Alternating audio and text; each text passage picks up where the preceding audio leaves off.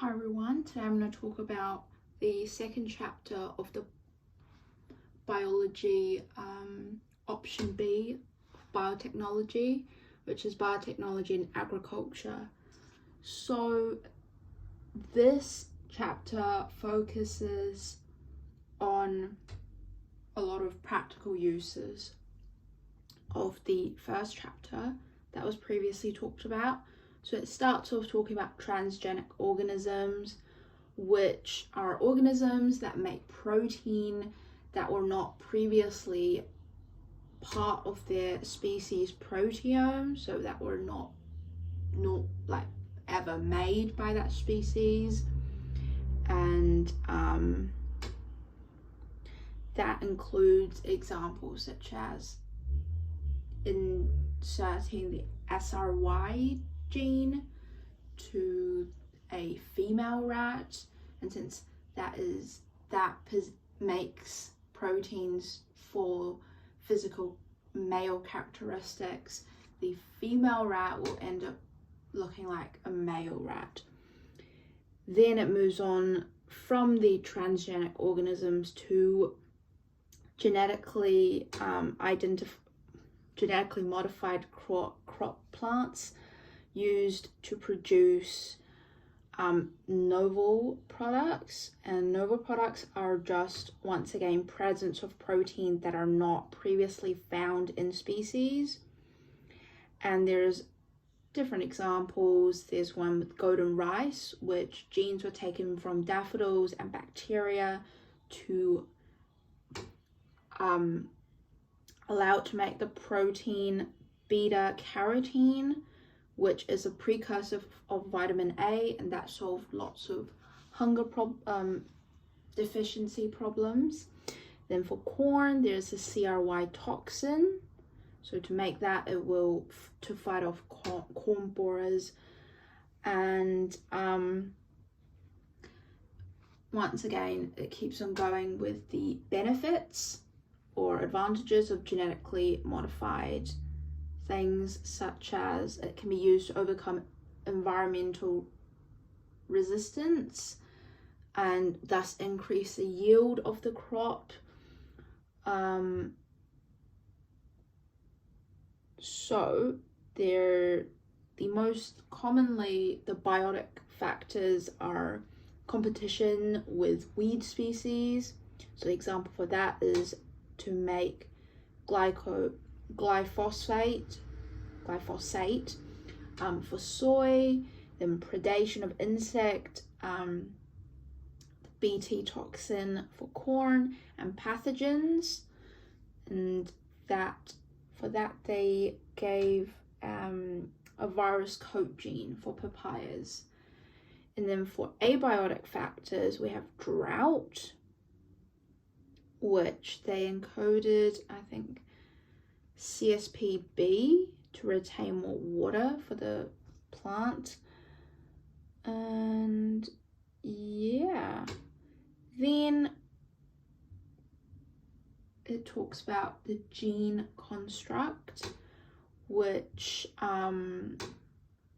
is really how you insert the gene in, or how you actually genetically modify anything.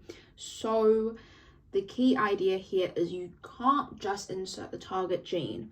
There is that, on top of that, there's other sequences that must be inserted that's correlated to the expression of the gene you want to be expressed that you inserted.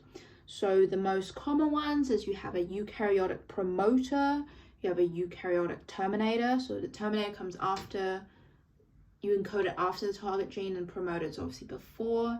And you often have a recognition sequence that bit just confirms the gene taken up by the host DNA is it's taken up and expressed. So the example is for sheep to make human proteins such as alpha-1 antitrypsin in milk. And so you have promoter sequence to ensure expression and a signal sequence to make sure ribosomes is the proteins made is in the ribosomes in the ER and not free ribosomes. Therefore, because if it's in the free ribosomes, it's mostly for intracellular, but you want to export it out. And a kind of moving forward with their recognition sequence is the marker gene. And marker genes, a lot of them have antibiotic resistance. That's a really big thing moving forward with the topic. And marker genes that are based on artificial selection is called selectable markers. So then it talks about recombinant DNA, and that's really DNA from 2+ sources, so not just from one species, and it must be taken up by chromosome or chloroplast DNA. And transformation is a process to take and express a donor DNA you inserted, and it can be introduced to plants by leaf discs or protoplasts. So then it talks about different ways. So first is for plants. So protoplasts are really plant cells with no cell wall. They're quite hard to obtain, and like the good quality ones, as well as it's quite difficult to grow a whole plant to make sure the gene is expressed from just the protoplast. So the more, I guess, common option is to use a leaf disc, which are leaf cutouts with bacteria, with its plasmid, with the target gene in it. And most of the time you'd also insert antibiotic resistant gene. And when that's inserted, to make sure it's actually expressed, you put the leaf cutouts, aka the leaf discs, in plates with 2 different antibiotics. And the transformed cells, the cells that's taken up the donor DNA, will grow since it's got the antibiotic resistance gene. And then it talks about the different ways, more like biotechnological ways, more like technology, to introduce transformation. And we have physical, chemical, and vector. Physical, there is electroporation, which is you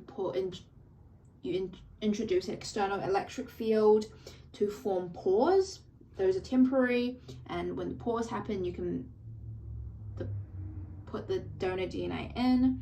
Then there's microinjection, which is you use a pipette to hold the cell to make sure it doesn't move, and then use a needle to inject it. And there's biolistics, which is you shoot metal particles coated with the gene and you fire it at the whole plant. Then we have chemical, which is really incubating in cold and in a cold temperature with calcium chloride solution, and then you heat shock it. Then for vector, it's used virus, plasmids. Then there is kind of applications. So number 1, there is the tumor, not yet up to that bit. No, there it is. So there's TI plasmids to introduce glyphosate resistance into soybean. I think I mentioned that above. That's to kind of reduce competition with weed species by wiping them out. TI means tumor inducing. So you insert the glyphosate resistance gene inserted with antigene, and you insert that to the bacteria, and the plant will be exposed to bacteria on, once again, antibiotic environment, and the ones that grow are the ones that's taken it up. So that now they have resistance to weed species. Then there's edible virus, and this is actually really widely done, which you put hepatitis B gene, the gene to code for the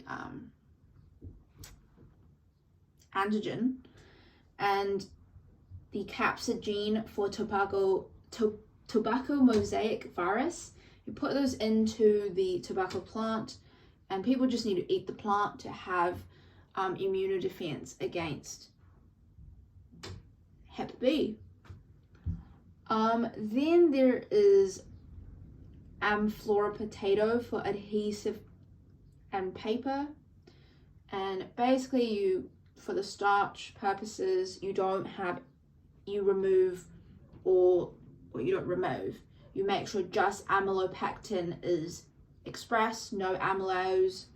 So how they do that is not to remove it, but instead they look at the gene and they shut it off, the gene that's involved in amylose production. They deactivate it by creating the antisense strand to the sense strand, or the other way around, I think. And so they will bind to each other, and this double-stranded mRNA will be degraded and not translated, so no protein or no products will be produced from it.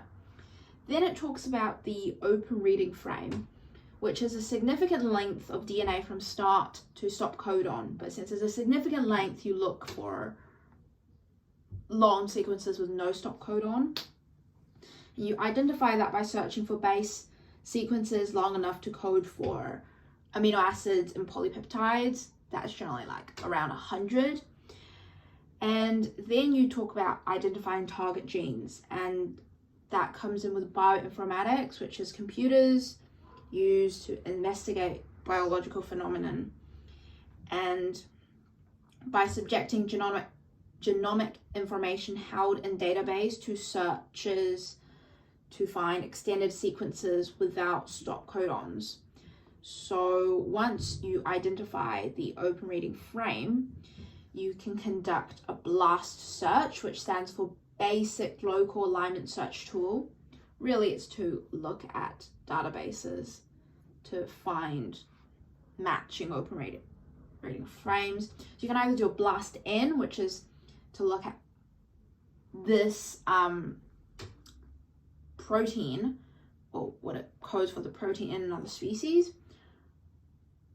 Sorry, the sequence in another species, or a BLAST X, which is the protein database, any proteins, which protein it might code for. So BLAST N is really looking at hereditary. BLAST X is just protein comparison. Or if you found the protein but wants the location of the gene, which is the opposite of the open reading frame, because you locate that first, then find protein. That's the opposite. You conduct a T-BLAST N search for that. Cool.